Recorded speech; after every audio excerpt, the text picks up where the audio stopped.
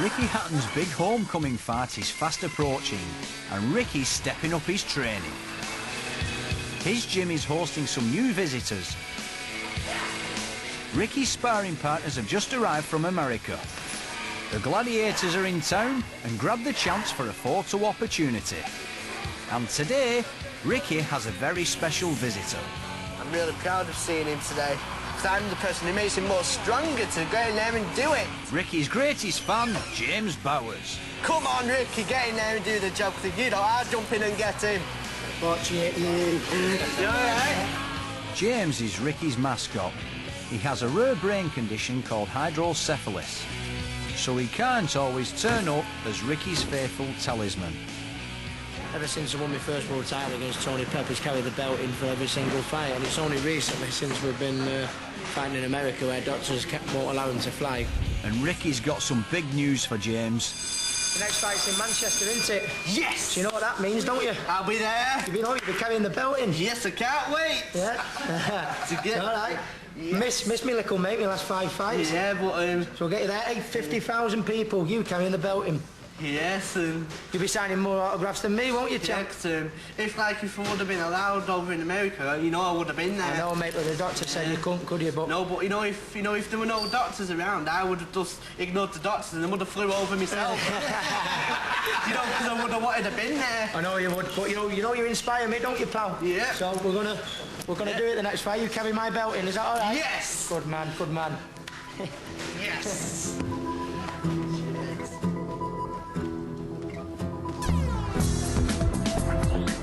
Every Tuesday, Ricky has to make the trip across Manchester for his weekly endurance session with the physio. I've had trouble with my elbows for a few years now. It's probably something that I've not broadcast really. I'm not really a moaner. Ooh. It's pussy, innit? It's a time when Ricky can take stock of his unusual life. Getting punched for a living and up in weight, certainly in my case, up in weight and down in weight, can't be good for your body, can't be good for your organs. But Ricky has no regrets on what he's done with his career. I started when I was 10. 20 years I've been, doing this fucking rubbish. But, no, I mean, it started off as my hobby. And now I get paid for, for something that was my hobby, really. So as hard as it is and demanding as it is, it's not... A lot of people would like to be in a position where something they had as a hobby they get paid for, So it's not a bad position.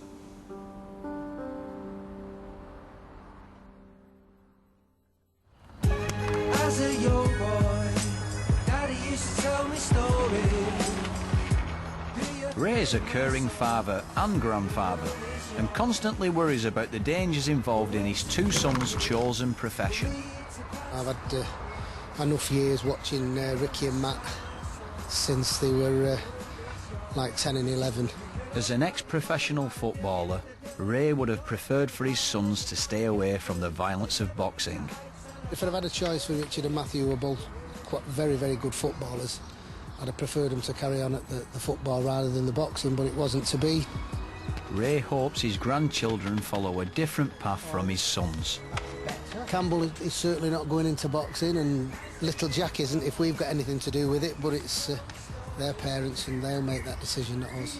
With so many boxers making too many comebacks, Ray is aware of the risks that Ricky faces as he approaches the end of his career.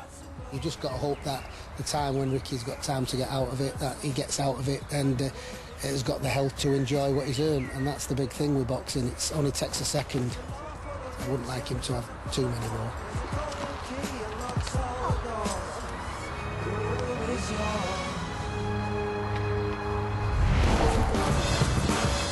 In the last days before his big clash with Juan Lascano, Ricky enters into the final stages of his training regime.